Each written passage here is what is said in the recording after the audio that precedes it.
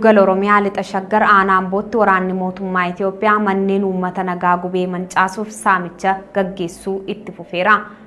Lola uummata nagaatti maqaa shanee dhabamsiisuu jedhuun mootummaan Itoophiyaa labsee jiruun hawaasni miidhamaa kan jiru ta'uu kan ibsu gabaasni arganne lixa shaggar aanaa Amboo keessatti manneen uummataa gubachuuf saamichi hawaasa nagaa irratti qaqqabaa jiraachuun himameera.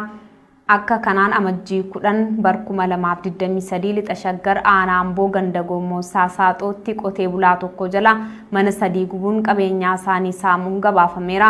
Gabaasa keelloon argate akka eeretti qotee bulaa obbo Caalumaa Gaaddisaa abbaa ijoollee 14 yoo ta'an ganama suubiidhaan dhukaasa ciccimaatti banuun maatii manaa baqachiisaniiru. Mana maatiin waan qabu cufaa dhiisee baqatetti marsanii qabeenyaa mana keessaa kaan saamanii erga jedhanii midhaan xaafii maasii keessaa mana irratti guuruun abiddatti qabsiisuun mana 3 abiddaan gubuu odeeffannoon arganne mirkaneesseera. Mana abiddaan gubuu malees horii gaanfa kan ilmamtu 5 jabbiilee ishee waliin jibootaa fi goromsa 7 sangaa tokko hoolota 6 farda tokkos fudhachuu maddi keenya kun himeera. Saamichii fi dararaan bifa kanaan uummata aanaa Amboo ilfataa coobbii fi gindabaratirra gahaa jiru hamaa yoo ta'u uummanni keenyaaf miidiyaan Oromoo sagalee nuufaa ta'u jechuun hawaasni naannichaa dhaammateera. Gabaasuma fakkaatu lixa shaggar aanaa Amboo ganda Xulee keessatti obbo Biqilaa Kafanii jalaa mi'a mana keessaa hundaa konkolaataatti fe'achuun haadha manaa Aaddee Qananii Baayisaa haadha daa'ima ji'a hin guunne daa'ima Shooliinii fi Aaddee Bashuu Shabburaa hidhanii kan jiran ta'uun gabaafameera. Kana malees torban darbe keessa mana obbo Biqilaa Kafanii magaalaa Ambootti ijaare kutaa 12 doozaraan caasaaleen PP jalaa diiganii barbadeessuu odeeffannee jirra. Achumatti kan argaman obbo Geetaachoo Galaanaa mi'a mana hundaa fe'atanii haadha manaa Aaddee Dammee Addisuu kan jedhaman hidhu. Obbo Caalaa Fayyeeraa jalaa mi'a manaa gad guuruun erga jalaa gubanii haadha manaa Aaddee Caaltuu kan hidhan ta'uu gabaasichi ni ibsa.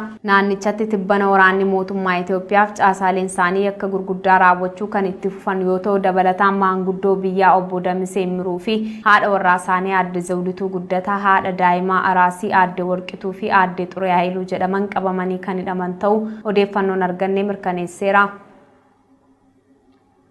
Waraanni bilisummaa Oromoo zoonii giddugalaa lixa shaggar aanaa daannoo keessatti tarkaanfii guddaa waraana mootummaa irratti fudhachuun gabaafame.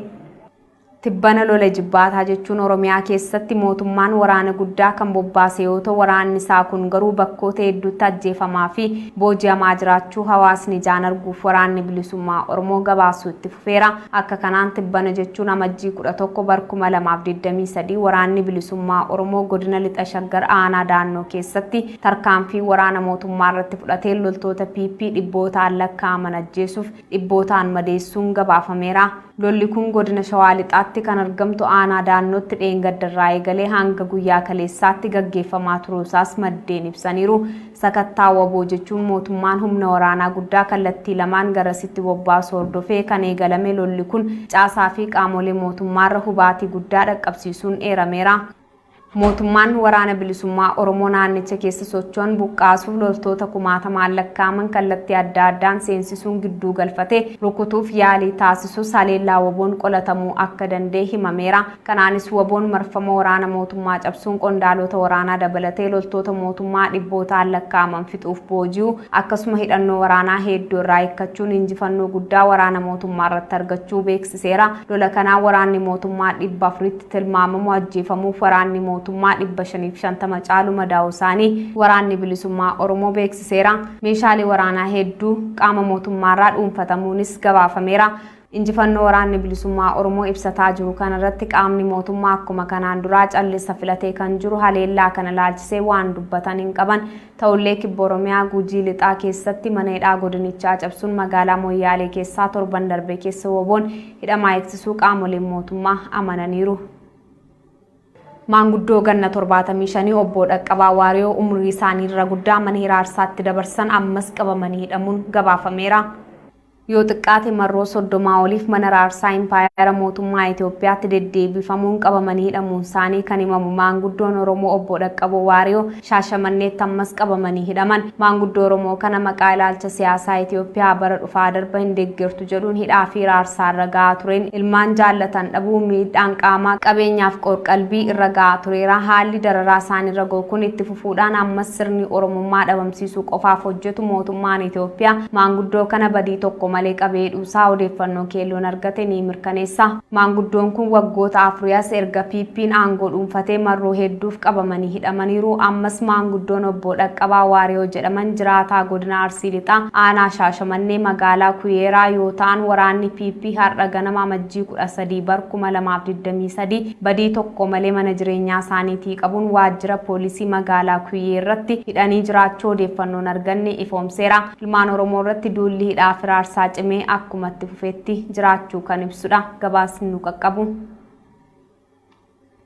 Ministeeronni dhimma alaa Jarmanii fi Faransaay daawwannaa Itoophiyaatti taasisaa jiran hanga haqni argamutti nageenyii fi haraarri amansiisaan biyyattii keessatti argamuu hin danda'u jedhan.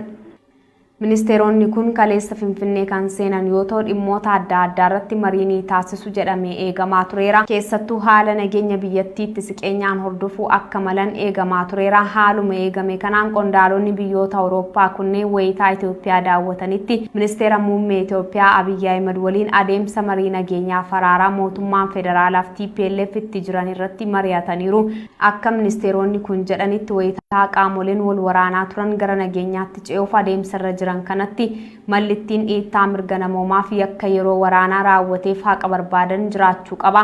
Qondaalonni kunneen gara fuulduraatti kutaalee Itoophiyaa yakkoonni hedduun keessatti raawwatamaniif itti gaafatamummaa irratti gaaffiin ka'uu daawwachuuf akka jiranis ibsaniiru. Itoophiyaa biyya gaagaama waraanaa hamaa keessa turteef jirtu gara nagaatti ceesisuuf biyyoonni idil-addunyaa tattaaffii taasisuu kan itti fufan ta'us kan agarsiisu imalli qondaalota biyya Awurooppaa kun irra jireessaan dhimma kaaba biyyattii qofaa ilaalcha keessa galchanii socho'uun ammallee komii ka'an keessaa isa tokkodha. Itoophiyaan guutummaatti jedhamuun kan danda'amu biyya waraana keessummeessaa jirtu ta'uu namuu quba osoo qabu.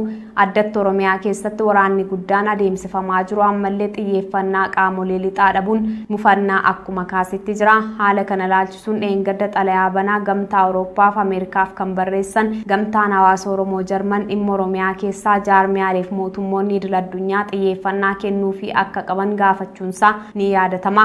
Ta'ullee hanga ammaatti dhimma waraana Oromiyaa keessatti adeemaa jiru ilaalchisuun nagaaf tasgabbiin akka bu'uuf qaamoleen idil-addunyaa hirmaannaa taasisan laafaadha. Oromiyaa kallattii adda addaa waraanni gaggeeffamaa kan jiru dhiittaa mirga namoomaa hamaaf saaxilamtee akkuma jirtuttidha.